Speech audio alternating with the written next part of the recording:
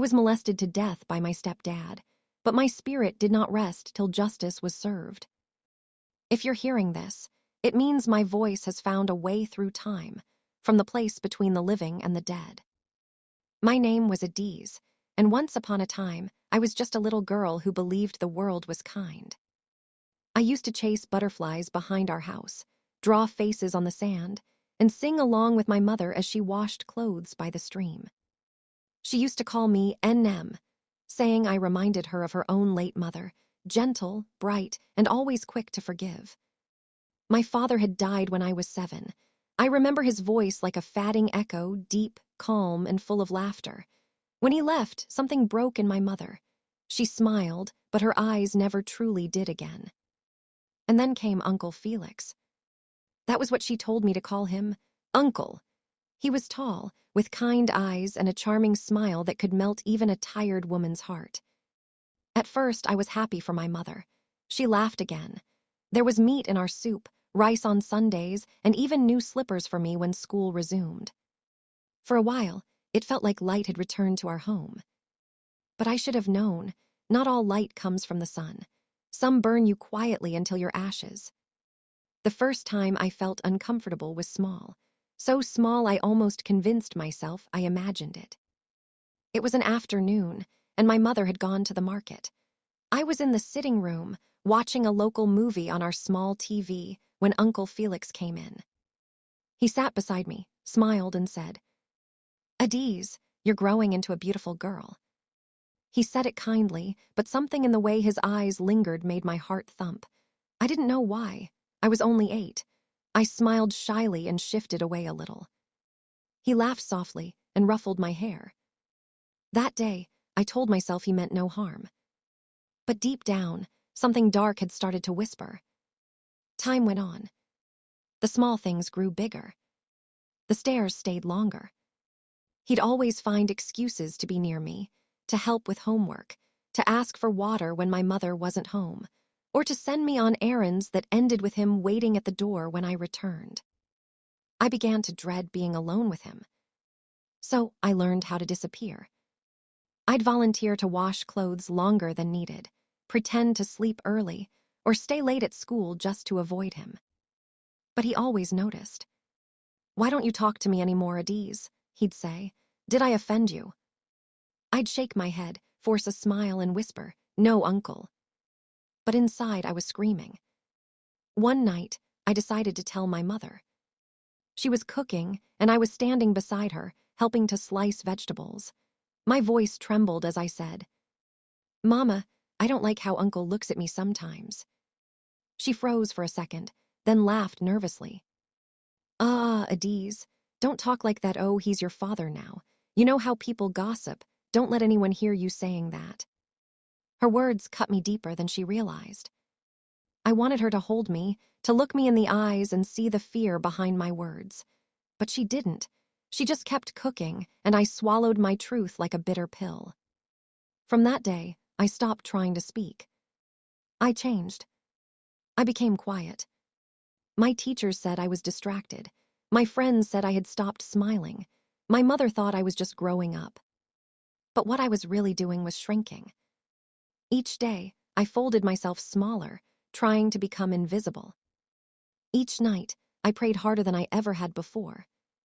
Sometimes I'd whisper to God, "Please, don't let him come into my room tonight." And when morning came and I was still safe, I'd breathe in relief like air after drowning. But relief never lasted long. Uncle Felix had a way of entering my space, no matter how much I tried to hide.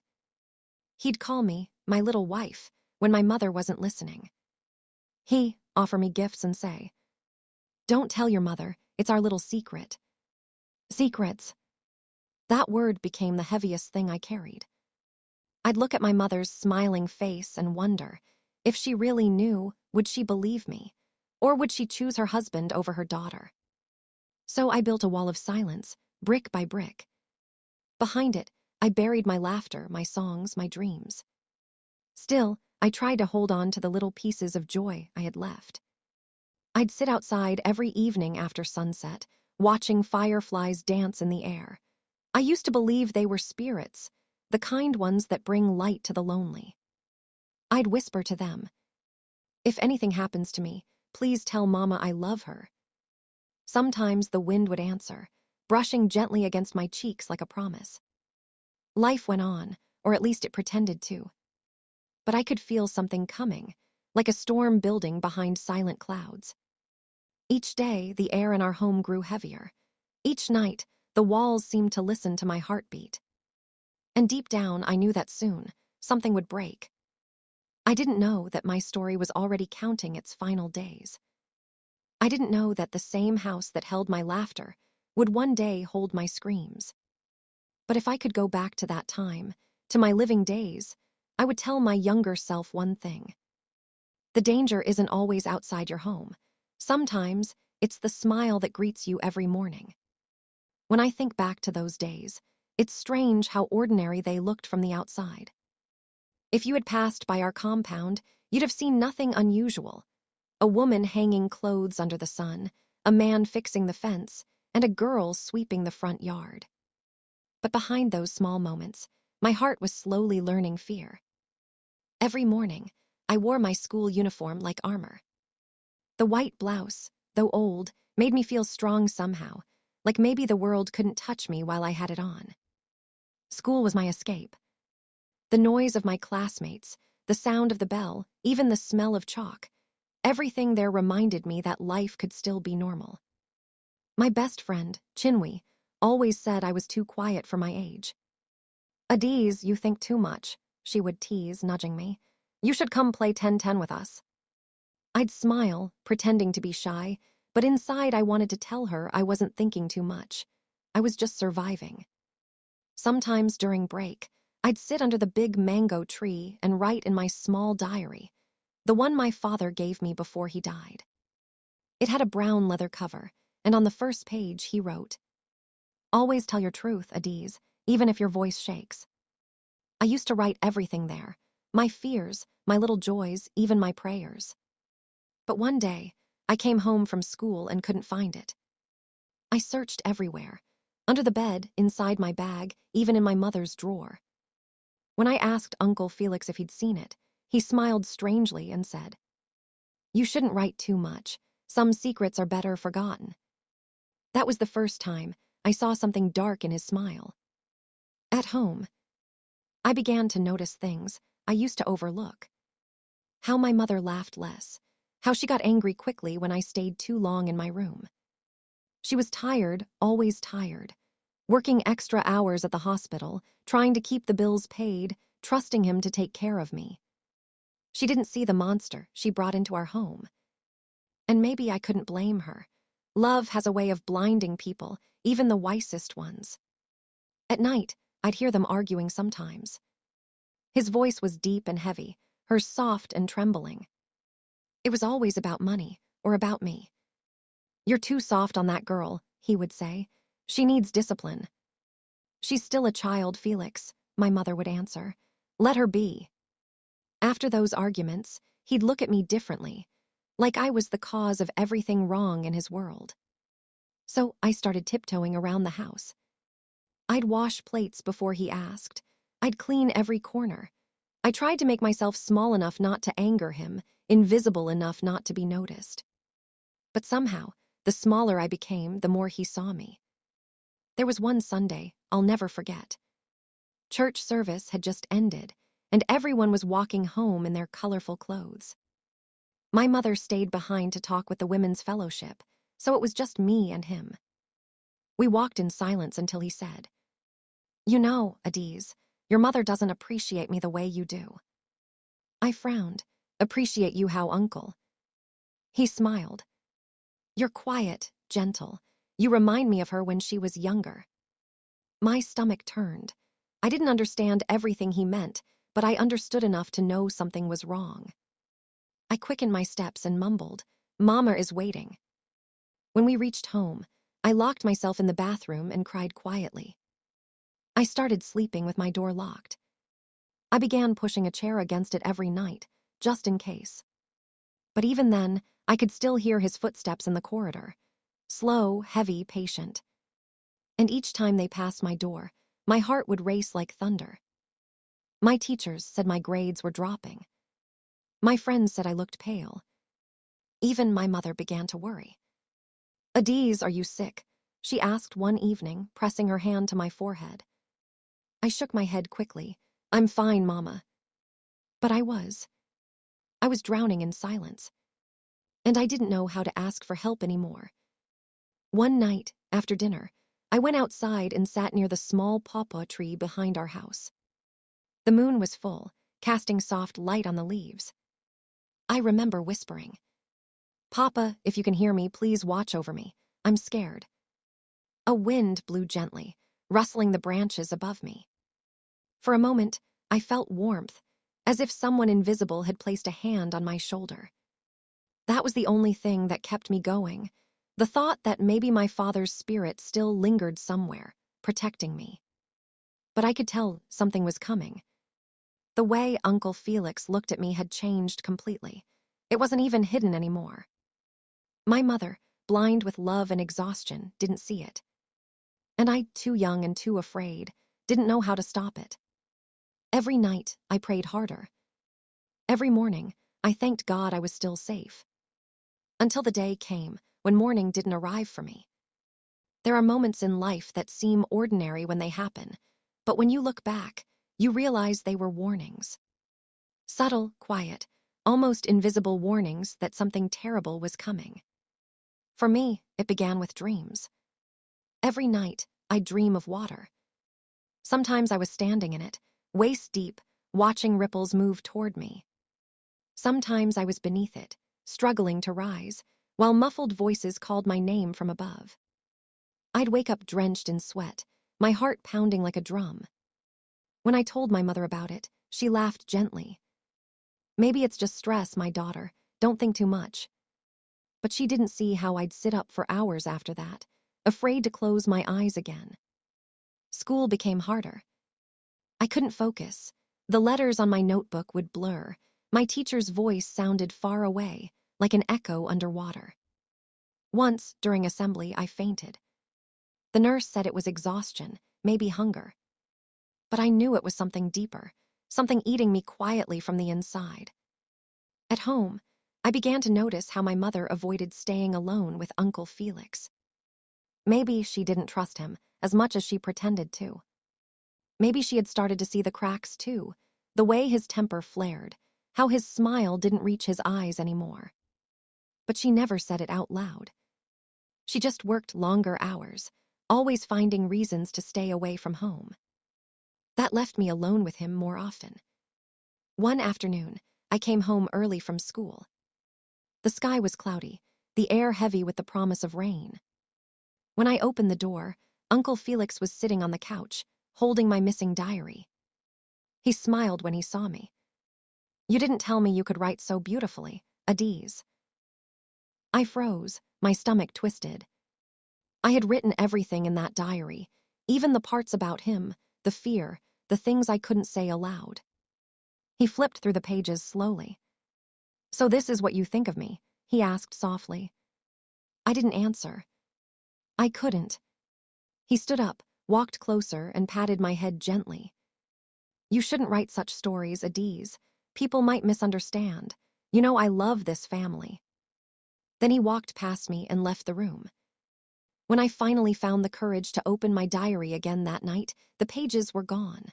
Torn out, burnt in the backyard. After that day, I stopped writing. I stopped talking. Even breathing felt like something I had to earn permission for. But silence doesn't protect you forever. It only delays what's already coming.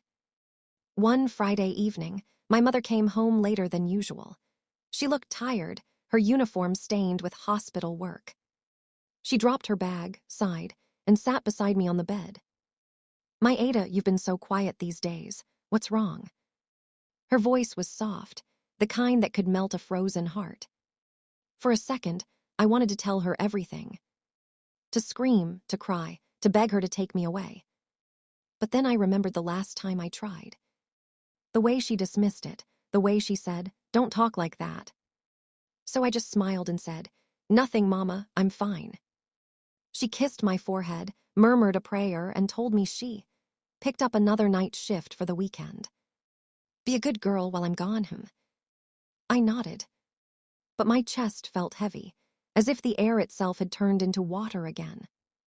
That weekend, I spent most of my time outside. I sat under the pawpaw tree, watching the world move around me, children playing, women gossiping, the smell of jollof rice drifting from a neighbor's house. Everyone looked so alive. I wished to be that happy. At night, I lay awake, counting the seconds between the ticking of our wall clock. Each tick felt like a heartbeat, like time was preparing me for something final. Sometimes, I'd hear footsteps in the corridor and hold my breath until they faded. Sometimes, I'd whisper, "Papa, please don't let him come." Other times, I'd cry quietly into my pillow until sleep found me through exhaustion. One Sunday morning, the pastor's sermon was about God seeing the hidden things, how nothing done in secret would stay secret forever. As I sat in the pew, I felt tears rolling down my cheeks without warning. When my mother asked why I was crying, I said the message touched me. But inside, I was wondering if maybe, just maybe, God had seen me too. After service, I lingered outside the church. The sky was bright blue, and the air smelled of rain and dust. A butterfly landed on my arm. It stayed there for a moment, wings fluttering gently, before flying away toward the clouds. I watched it go and whispered, "Take me with you." It didn't. But for a second, I felt light. As if part of me had already started leaving this world, slowly, quietly, like a candle melting at its own pace. That was my last week of peace. I didn't know it then. But looking back from where I am now, I see how every little thing was a farewell. The laughter of my classmates, the warmth of the evening sun on my skin, the sound of my mother's voice calling my name one last time. If I had known what was coming, I would have held those moments longer. I would have begged the universe to let me stay a little more. Because once the night came, there was no going back. Sometimes, the soul knows when the end is near. It doesn't come with thunder or lightning, just a soft, strange quietness that wraps around you like a fog. That was how it felt during my last days alive. The air in our house changed. It wasn't something you could see, but you could feel it. Heavy, tense, like the walls were holding their breath. Even the clocks ticked slower. Even the wind outside sounded tired. I didn't know what was wrong, but I felt it deep inside me, that unsettling calm before a storm you can't run from. My mother had started another night shift at the hospital. She left early that week, before the sun even set. Her voice was weary as she hugged me goodbye. "Be good, my Ada. I'll be back tomorrow morning. Don't forget to lock the doors before you sleep." Her perfume lingered in the air after she left, the soft scent of comfort and safety. I stood at the doorway watching her walk away, her figure fading into the dim light of the street. I didn't know it would be the last time I'd ever see her alive. That evening, I sat on the porch, watching the sunset turn the sky gold. The neighborhood children were still playing, their laughter echoing down the road. I envied them, how easy it was for them to smile, how light their hearts seemed. A little girl ran past me, her hands full of flowers. "Do you want one?" she asked. I nodded. She placed a white lily in my palm and ran off again. I looked at the flower for a long time. White like peace, like innocence, like farewell. I didn't know then that lilies would later grow above my grave. That night, the dreams came back. I was standing in the middle of a dark river. The moon shone above me, but its reflection on the water was red, not silver. Someone called my name softly at first, then louder. When I turned, I saw my father standing on the riverbank, reaching out to me. "Adiz," he said, "don't be afraid." Before I could move, something cold wrapped around my legs, pulling me down. The water rose to my chest, then to my neck. I tried to scream, but only bubbles came out. Then I woke up. My bedsheet was soaked with sweat. My heart was racing. And though the room was dark, I could feel eyes on me, unseen, watching, waiting. The next morning, I told my mother I wanted to stay at my friend Chinwi's house for a few days. I didn't tell her why, but I think she saw the fear in my eyes. She looked at me for a long time, sighed, and said, "Okay, Ada, just after this weekend I'll arrange it." But that weekend never came. On my last day at school, everything felt strange, almost too quiet. The teachers smiled at me kindly, my friends waved, and the sky was unusually bright. Even the wind carried a warmth I couldn't explain. I remember Chinwi saying, "You look different today, like you're glowing." I laughed a little. Maybe I'm just tired. But deep down, I felt it, that invisible line between life and something else, something beyond. When I got home that evening, Uncle Felix was already there. He was sitting in the living room, staring at nothing, his face expressionless. He didn't even look up when I greeted him. I passed quickly and went to my room, locking the door. I sat on the bed, hugging my pillow, my mind filled with 1,000 thoughts. Part of me wanted to run away that very night. But where would I go? Who would believe me? The night came slow, heavy and silent. The moon was bright, almost too bright. It painted my room silver. From outside, the sound of distant crickets filled the air. But beneath it, I could hear faint footsteps, slow, deliberate, moving down the hallway. I held my breath. They stopped outside my door. I exhaled shakily, tears spilling down my cheeks.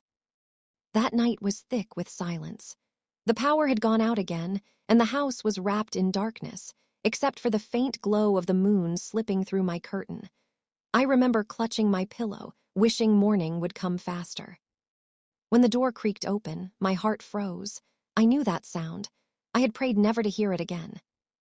I whispered for him to go away, but the words came out too small, too weak.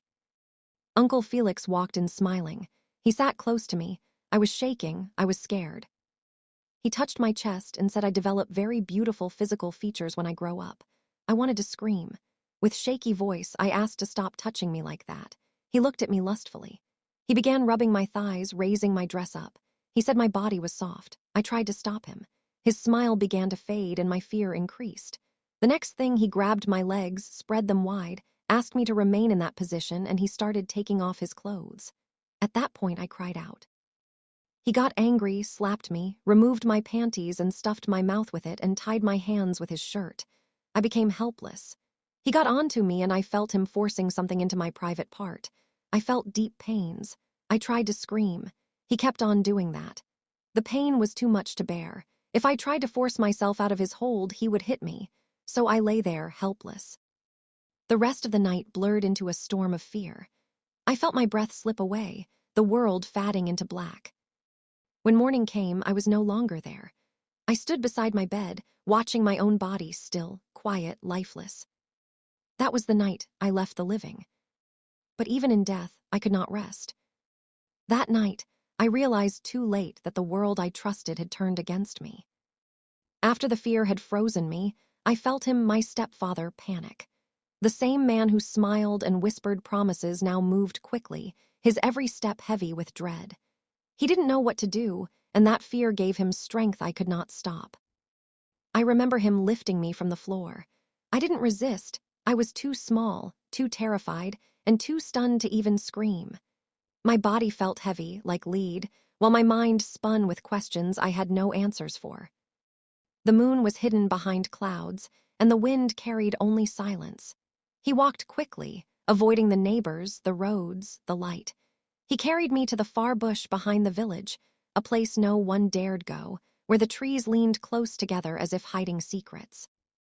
I remember the smell of wet leaves, the damp earth, the quiet hum of the night. I wanted to cry, to shout, to call out to my mother, but my voice would not obey. And then the soil.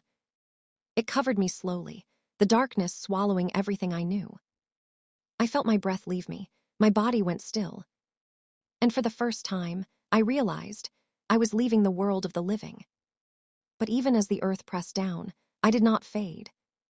I rose above myself, hovering in the air, staring down at the man who had done this. He knelt there for a long moment, shaking, muttering words to himself. begging something, God, the universe, anyone to forgive him. And in that fear, I saw him for what he truly was, weak, cowardly, and small. From that night, I became something else. Not alive, not gone. I was the whisper in the wind, the shadow among the leaves, the presence no one could see. I listened as he staggered home, his clothes dirty, his hands trembling. He entered the house pretending nothing had happened. He smiled at my mother when she returned from her shift, spoke of errands, told lies as if words could erase the earth where I lay buried. She never suspected, she never knew. But I did. I knew everything. And I waited. The night I died was the night my soul began its journey, the journey that would not rest until justice was served. I watched her from above, unseen, as the hours turned into a day. When my mother returned home from the hospital, she noticed I wasn't there to greet her. She called my name softly at first. Adiz, my child. No answer. She searched the house, opening my room, checking the kitchen, even looking under the bed, places she never looked before. Her hands trembled, and her lips quivered as worry started to coil in her chest like a serpent. Adiz, where are you? She whispered. By evening, panic began to set in. She ran to neighbors, asking if they had seen me. She called my friends, my teachers, anyone who might know where I had gone. Her voice, once calm and soothing, became sharp with fear and desperation. Each unanswered call, each door left unopened, twisted her heart tighter.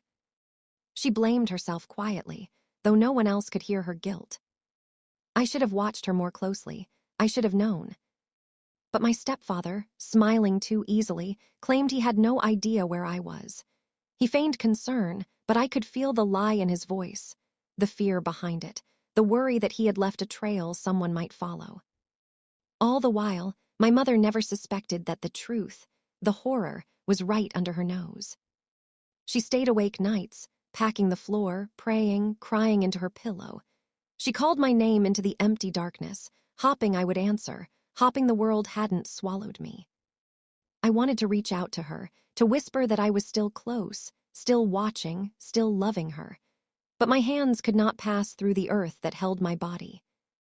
Her heartbreak filled the house like smoke, and every sob, every plea, every desperate call to me left a mark on my spirit. Even in death, I felt her pain as deeply as my own. He thought he had buried everything along with me, the truth, the evidence, the life he had stolen.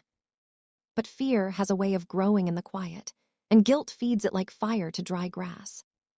That very night, he couldn't sleep. Every creak of the floorboards, every whisper of wind through the trees felt like a voice calling his name. He muttered to himself, tried to ignore it, but the shadows in the corners of the house seemed to stretch toward him, reaching, waiting. It's nothing, just the wind, just the house, he said over and over. But even he could feel it, something watching, something patient, something that knew everything. The next morning, he checked the bush where he had buried me. His hands shook as he dug into the earth with bare fingers, but the soil was undisturbed, perfect. No sign that anyone had been there, except for him. He looked around, swallowed hard, and whispered, God help me. After that day, he started avoiding the bush during daylight. He avoided the corners of the house where shadows gathered. He began to speak less, his eyes darting at every noise, the creak of a door, the rustle of leaves, the distant hum of the night. At home, he behaved carefully around my mother, his charm returning in bursts, but his eyes betrayed him. I could see the way he flinched when she asked about me. I could see the way he avoided her gaze when she mentioned my name. He was afraid not just of discovery by others, but of me. He didn't know yet that I was awake, that I could see him, that I was learning the contours of his fear. And so, he began to make mistakes. Little things, misplaced items, doors left open, murmurs caught when he thought he was alone. He would freeze, staring at shadows in the hallway, muttering, Adiz, who's there? I would hover just beyond his sight, silent, watching him unravel. Meanwhile, my mother's despair continued. She searched for me endlessly, posting notices, asking neighbors, hopping against hope that I had run away. She never suspected the truth, that the world she trusted most had betrayed her. And my stepfather. He lived each day knowing that sooner or later, the darkness that surrounded him would not stay quiet. And he was right. From that night onward, I was no longer just a girl buried in the bush.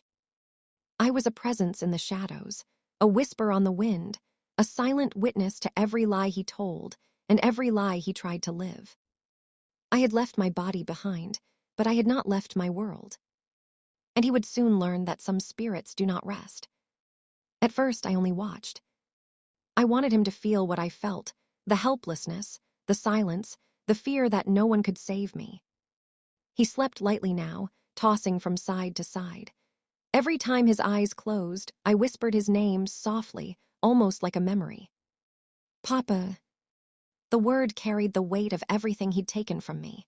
It echoed in the dark corners of the room, where light never reached. He sat up suddenly, panting. Who's there? The house said nothing, but I did. Sometimes I moved things gently, barely enough for him to notice. The glass of water by his bed would tremble. The door would creak open slowly, even when there was no wind. He'd get up, sweating, clutching his chest. And I'd whisper again. Why did you do it? He began to drink. Bottles piled up in the kitchen, the smell of alcohol filling the air. He avoided the bush, avoided the backyard, avoided his own reflection. Because in the mirror, he swore he could see something behind him, a shadow too small to be his own, eyes that glowed softly, watching. The more I stayed, the more he broke. He stopped eating, stopped talking. The lies he told my mother became clumsy. His hands shook every time she mentioned me. He jumped at the sound of her voice, at the sound of children outside, at the sound of his own heartbeat. One night, he woke up screaming. He said he saw me standing at the foot of the bed, pale, quiet, unmoving. But my mother saw nothing. She held him, confused, terrified of his sudden madness. What is wrong with you? She asked, trembling. He couldn't answer. Because every time he opened his mouth, he heard my voice whisper through his mind. You buried me, but I'm not gone. The house became heavy after that, a place filled with silence and whispers that only he could hear. The neighbors began to notice his strange behavior, talking to walls, muttering apologies to no one, staring at empty corners. And I stayed close unseen, my presence growing stronger each night. Days turned to weeks, yet my mother still called my name as if I might answer. She washed my clothes, even though I would never wear them again. She kept my slippers by the door, just in case I walked in. At night, she sat on my bed, tracing the patterns on my pillow, whispering prayers that always ended in tears. I stayed beside her every night, unseen. Her pain reached me like a song through water, muffled but heavy. I wished I could touch her shoulder, tell her that her love still reached me even here. But every time I tried, the air only shivered, and she would glance around as though she felt a chill. She began to notice things. The way her husband's hands shook when she mentioned me. The way he stared at nothing, muttering, sweating even in the cold of night. The way he flinched whenever she prayed aloud for my safety. You've been acting strange lately, she said one morning. You jump at every sound, you barely sleep. What's happening to you? He forced a laugh, one that died halfway through. It's just work, I'm tired. But she knew better. Mothers always do. She started watching him closely, quietly, while still clutching my picture to her chest each night. Her love for him began to twist into unease, and her grief grew heavier with questions she could not name. Each tear she shed seemed to call my name stronger through the veil, giving me more strength to linger, to wait, to watch. I knew then that the truth was beginning to crack the surface. He thought he could hide, that burying me in the far bush would erase everything. He was wrong. At first, it was subtle. A whisper in the dead of night, just barely audible. A soft footstep behind him when he thought he was alone. A shadow crossing the room that vanished when he turned. He told himself it was the wind. It was the house settling. It was his imagination. But the presence grew stronger with every passing day. He began to hear me everywhere. In the silence of the living room. Why did you do it? In the kitchen, where he tried to eat. You can't hide from me. In the bedroom, at night, when he couldn't sleep. I'm still here. Objects moved around him. A chair tipped slightly. A glass slid across the table. He swore he saw my eyes reflected in mirrors that should have shown only himself. Everywhere he went, the weight of my gaze pressed down on him. He stopped sleeping. Every night he walked the house, muttering apologies, muttering lies to himself, trying to convince himself that it was all in his head. But I made sure he knew it was. Sometimes I would stand just out of reach, hovering in the corners of the room. Sometimes I would linger in the bush, where I had been left, letting him see movement that couldn't be explained. I let him feel my presence, invisible, patient, relentless. You buried me, but I am not gone, I whispered, letting my voice echo in his mind. His laughter turned hollow. His hands shook. He could no longer look at shadows or darkness without flinching. Neighbors began noticing changes too. The way he muttered to himself, how he jumped at small noises, how he avoided certain corners of the house.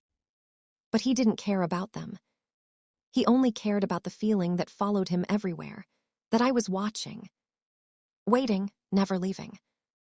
And I wouldn't leave. Every time he thought the presence had gone, I returned, in the corner of his vision, in the hum of the night, in the rustle of the leaves. He would speak to the air, plead silently for forgiveness, for relief, for me to leave him in peace. But I would not, because he had taken from me everything. And I had all the time in the world. Mama still cried every day. Every dawn, before the rooster's first crow, she sat by the window clutching my old school uniform, the one I wore the last day she saw me alive. She would press it to her chest, whispering prayers, calling my name into the emptiness. Adiz, wherever you are, my child, come home to me. I was there. I always was. But she could not see me, only feel me sometimes, in the coldness that filled the room when she prayed, in the flicker of the candle that refused to stay still. He, the man who buried me, could no longer bear to be in the same house with her tears. The sound of her sobbing twisted him inside out. Every wail dragged him back to that night in the bush, to my still face, to the soil that covered his sin. So he began to drink. He'd stumble in at night, his shirt damp with sweat and fear, his eyes wide and red. He'd shout at shadows, slam doors, curse at things unseen. And Mama would just stare, her eyes swollen from crying. She didn't understand what was happening to her once gentle husband. The man who used to hold her and promise her peace had become restless, violent, and strange. "Why do you keep talking to yourself, Nene?" she asked one evening. "You look like you haven't slept in days." He didn't answer. He just stared past her, at the corner behind her, where I stood watching. At night, I would sit beside Mama as she slept restlessly, her lips murmuring prayers. But I would also follow him, to see how far madness could drive him. He had stopped visiting the bush, but his nightmares took him there every night. Sometimes he would wake up screaming, clawing at his neck, whispering, "Adiz, please, please." Mama began to notice too. He'd wake drenched in sweat, his eyes wild, his hands trembling. She would touch his shoulder, frightened. "Who are you talking to?" He'd flinch, turn away, mutter that it was nothing. But the guilt was eating him alive. I could feel it. Soon, little things began happening that Mama couldn't explain.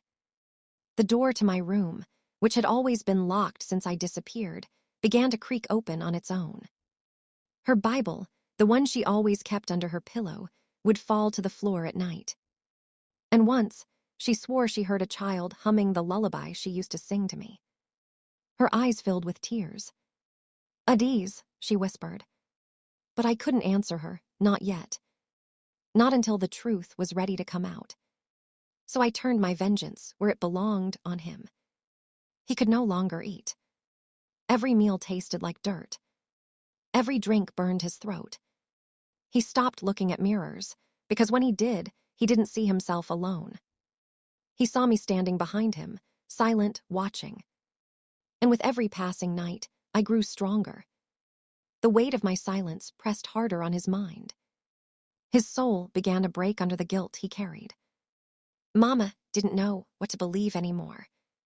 Her husband was falling apart, her daughter was gone, and the house that once echoed with laughter had turned cold, filled with whispers that didn't belong to the living. She began to pray harder.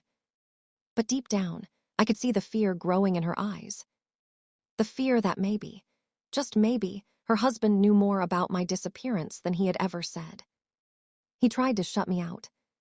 He stopped sleeping in the house, stopped looking at the mirrors, stopped walking past my room. But guilt is a spirit stronger than any ghost, and I became its voice. Everywhere he turned, I was there. In whispers that crawled through the wind. In the creak of the door when no one touched it. In the sound of footsteps that followed him long after he stopped walking. He thought madness was chasing him. He didn't know it was truth. The nightmares came first. Every night he dreamt of me, standing at the foot of his bed, silent, my eyes fixed on him. He'd wake drenched in sweat, screaming my name. But no matter how fast he ran from his dreams, they always found him again. Then the signs began. The soil from the bush, where he buried me, began to appear on the floor of his room.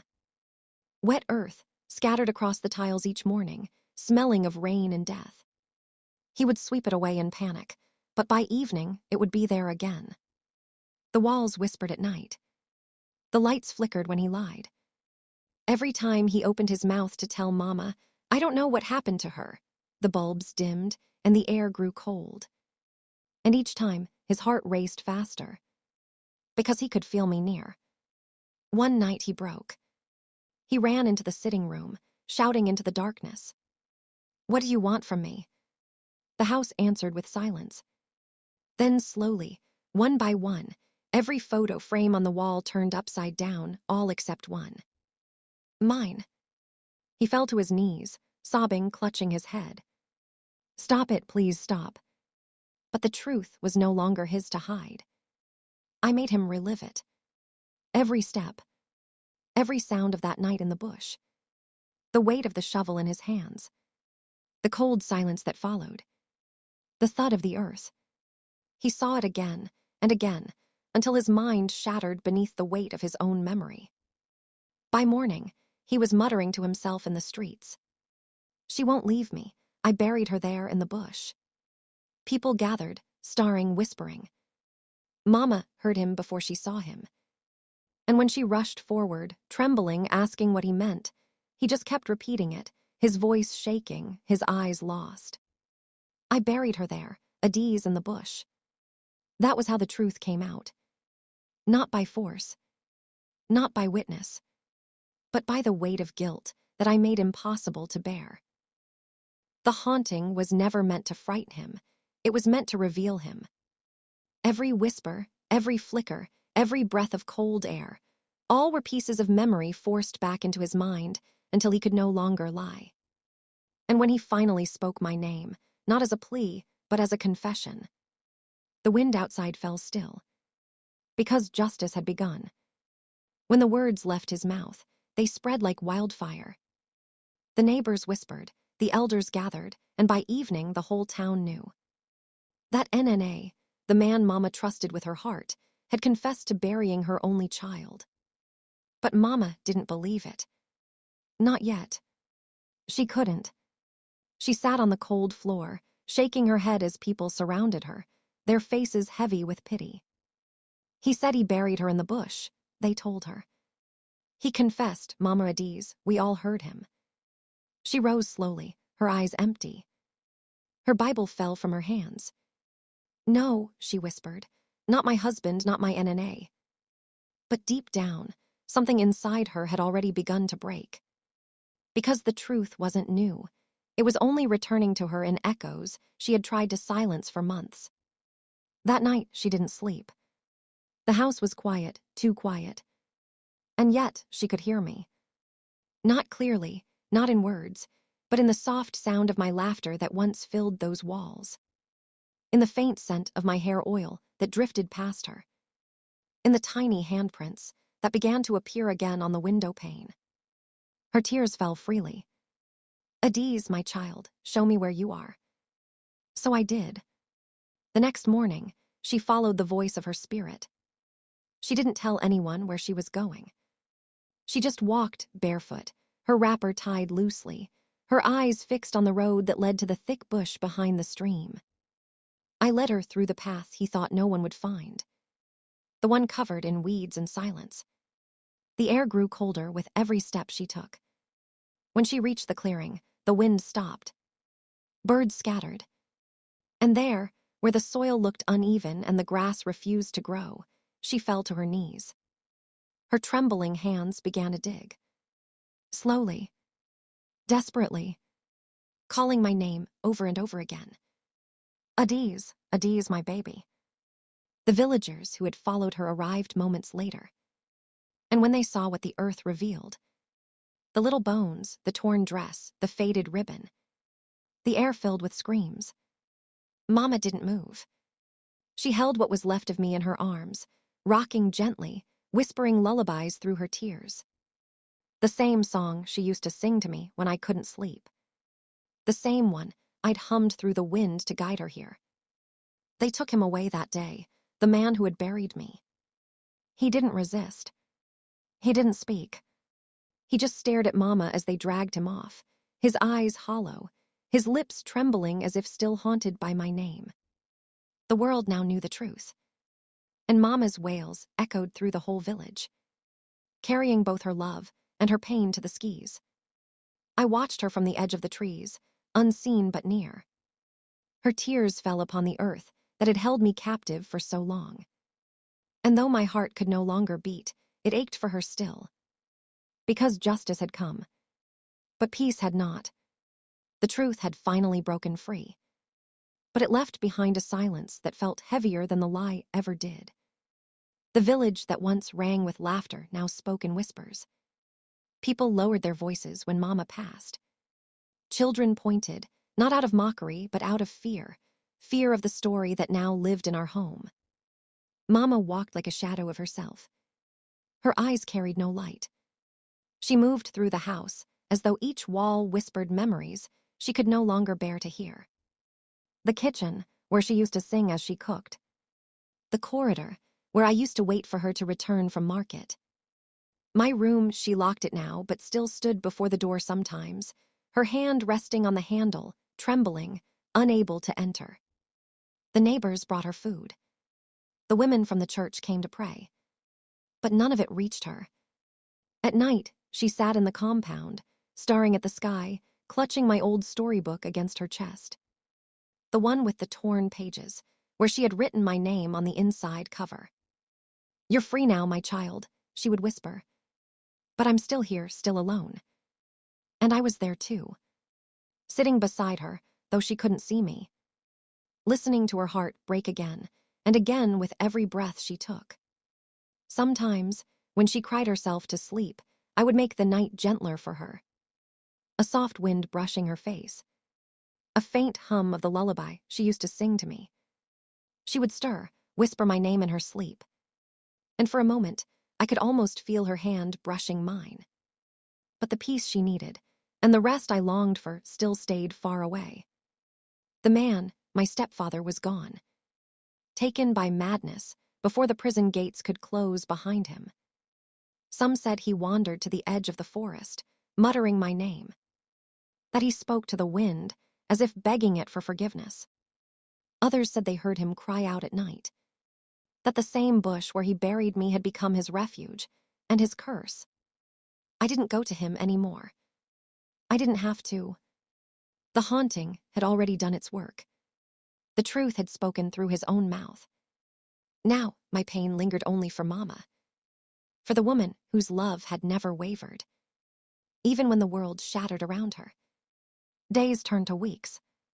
The villagers began to move on. But Mama could not. Every dawn, she went to the small grave they made for me behind the house. She cleaned the soil, planted lilies, and sat there in silence till sunset. I often stood behind her, watching. The wind carried her whispers. The earth carried my silence. And between us, though one was living and one was not, our hearts still reached for each other. The haunting had ended for him, but not for her, and not for me. Because love, once broken by betrayal, doesn't fade with death. It lingers, like the wind, like the echo of a name whispered through the dark. Time passed softly after the truth came out. The air no longer trembled with fear, but with something gentler, like healing trying to find its way through broken things. Mama still visited my grave every morning. She talked to me as if I were sitting right beside her. Sometimes she told me what she dreamt the night before. Sometimes she just sat in silence, letting her tears fall into the earth. "I hope you're somewhere safe now," she would whisper. "Somewhere the world cannot hurt you again." And I was. Not far away. Just beyond the veil, watching, waiting. One night, she dreamt of me. For the first time since the day she found my body. In her dream, she was walking through a field covered in white lilies. The same flowers she had planted over my grave. The sky was gold, not dark. The wind was cool, not heavy. And I was there. Not pale, not wounded, but glowing softly, barefoot. My hair floating gently in the light breeze. I stood a few feet from her, smiling. Mama froze, her lips trembling. "Adiz." I nodded. No words, just a smile. Because in that dream, words were no longer needed. She reached out her hand. And though she couldn't touch me, the warmth from her fingers reached my heart like sunlight breaking through clouds. When she woke, her pillow was wet with tears, but her face was calm. For the first time in months, she didn't cry in despair. She cried in release. That day, she cleaned my grave again, but this time, she brought fresh paint for the small wooden cross. She wrote my name neatly, slowly, whispering a prayer with each stroke. "Rest now, my child, you've done enough." The wind blew gently, carrying her words to me. The lilies around my grave swayed. And I felt something. A soft pull. Like the world whispering, "It's time." I turned to look at the house one last time. The place where my laughter once echoed. Where my pain began. And where the truth was finally born. The windows were open. Light streamed through the curtains. Mama was humming again, faintly but truly. And I smiled. Because her song meant healing. The haunting had ended. The silence no longer felt empty. It felt full, sacred, complete. And as I began to fade into the light, I knew that justice had brought truth. But love had brought peace. It was dawn. The world was still half asleep, painted in soft gold and gray. Dew clung to the grass, the wind moved gently through the trees, and the sound of birds returning to song filled the air. Mama came out to my grave again, as she did every morning. She carried her Bible in one hand and a small basket of white flowers in the other. She looked tired but lighter. There was something different in her steps, as though each one carried less pain than before. She knelt before my resting place, brushed away a few fallen leaves, and smiled faintly. "Good morning, my Adiz," she whispered. "It's been a quiet night. I think you're resting now." The wind stirred, soft and warm. The lilies she had planted swayed in rhythm. And she looked up suddenly, her heart trembling. Because she could feel it. Me. I stood behind her, not in shadow this time, but in light. The air shimmered faintly around me. And the bush where I once lay forgot now glowed with calm sunlight. I wanted to speak, but I didn't need to. She already knew. Her eyes filled with tears as she looked around. And though she couldn't see me fully, she whispered, "Go well, my child, you've done enough." I stepped closer, reached out my hand. The same way I used to when she walked me to school. when her fingers wrapped around mine with warmth and safety. For a moment, the air between us glowed. Her tears sparkled in the morning sun. And then she smiled. The church bell rang from afar. A new day was beginning. The scent of lilies rose with the wind. The petals lifted gently from the ground, swirling through the air like tiny blessings. Mama watched them, whispering softly, "You're free now, Adiz, fly." And so I did. I rose with the wind, light as breath. Carried by love, not sorrow. The sky opened, and I was gone. But before I left her something. A single white lily placed neatly on her Bible, though her hands had never moved. She gasped softly, held it close, and whispered through her tears, "Goodbye, my daughter." That was how peace finally came.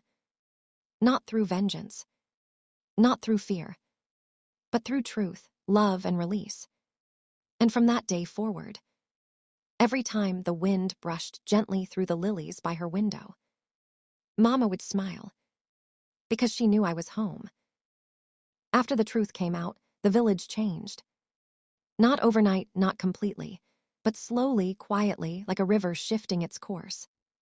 People walked more cautiously down the narrow paths. They lowered their voices when passing my mother's house, because the story of what happened there clung to the air like smoke. "Did you hear? They say the little girl, she still walks at night.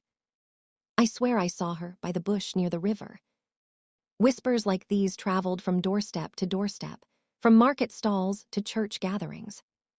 No one spoke my name loudly. Everyone said the little girl, or the spirit, as if nomming me directly could call me back. Some mothers warned their children, "Be careful where you wander, Adiz watches."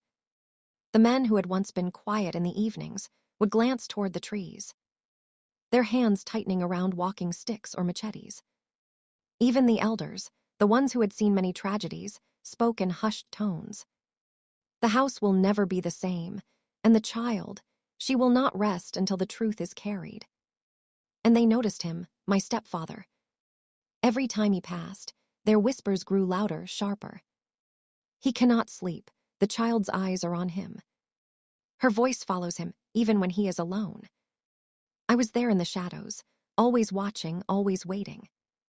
And each whisper fed the fear in him. The guilt he tried to hide was no match for the growing weight of the village's knowing, and for the truth that my spirit refused to let fade. Some said they caught glimpses of me, a flicker of white by the old bush, the faint sound of a lullaby at night, tiny footprints in the soft earth near my grave.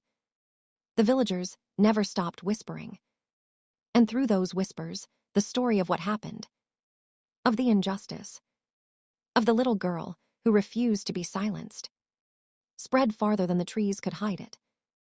Even now, long after the soil covered me, their voices carried my presence.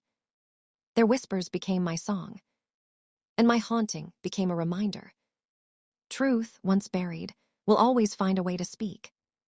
After the truth was uncovered, Mama's world felt smaller, colder. The laughter and warmth that once filled our home were gone, replaced with echoes of what should have been. She didn't cry in front of others anymore. Instead, she carried her grief quietly, like a heavy cloak she could never remove. Each morning, she rose before the sun, wrapped in her wrapper, and walked barefoot to my grave. She would kneel, brush the soil, plant lilies, and whisper to me softly, "Good morning, my Adiz, my child, my heart." I could feel her sorrow. It clung to her like morning mist, gentle yet unrelenting. Her hands trembled as she arranged the flowers, her lips moving in a soft prayer she barely remembered saying aloud. She didn't sleep well. Every creak in the house, every shadow at the window made her startle. And yet, she never left the house. Every day, she returned to my grave, speaking to me as if I were standing right beside her. "I miss you, but I must keep going. I must live for you." Sometimes, she hummed again softly, faintly. The lullaby she used to sing to me when I couldn't sleep. Her voice was fragile, but it carried the strength of love that refused to break. even under the weight of unimaginable grief. I stayed near her, watching, guiding. Sometimes I would stir the wind to rustle the leaves at my grave, or lift a petal from a lily so it brushed her hand. A sign that I was near, that she was not alone, even in her sorrow. Though she walked slowly, stooped with grief, I could see the fire in her eyes, the will to keep living, to honor me. Her grief had not hardened her heart. It had softened it, made it stronger, made it full of love that I could feel even from beyond. The villagers noticed her devotion. They whispered about her strength, her courage, her endless love. Some said it was the child's spirit guiding her. Others said it was pure maternal devotion. Either way, they respected her, and slowly, the house that had once been shadowed by loss began to feel sacred. Mama's silent grief became her strength, her connection with me a lifeline. And every time she visited my grave, I whispered through the wind, through the rustling lilies, "I am here, Mama, always here." Some stories do not end when life ends. Some stories linger, like shadows in the corners of a room, like whispers in the wind, like a heartbeat that refuses to fade. I am at ease. I was 8 years old. I was taken too soon. But even in the silence of the grave, I did not rest. Because truth cannot sleep. Justice cannot be buried. I haunted the one who hurt me, not for vengeance, but so that the truth would finally speak. And when it did, when my mother discovered what had been hidden, it shook the world around us. Mama cried, not just for me, but for every moment stolen, every innocence lost, every promise broken. She tended to my grave, planted lilies, whispered prayers. And even in her grief, she carried strength. Her love became my guide. Her sorrow became my light. The villagers whispered of me for months. They spoke of the child who walks in the wind, the eyes that follow the guilty, the soft lullaby that drifts through the night. Some said they saw me in the bush. Others swore they felt a presence near the grave. A reminder that truth, once buried, will always find a way to speak. I stayed near my mother, watching her, protecting her, comforting her in ways she could not see. Her hands on my grave, her tears on the earth. They called to me. And slowly, the anger, the fear, and the sorrow began to melt, leaving love. Love that could never die. Even when I left the shadows, even when peace began to touch my spirit, my story remained. A reminder that silence can hide pain, but it can never stop justice. A reminder that love can reach beyond life itself. So listen carefully. Notice the quiet. Protect the children. Raise your voice for the silenced. Because every Adiz deserves to be heard. Every truth deserves to be known. Thank you for watching. Please like, comment, and subscribe.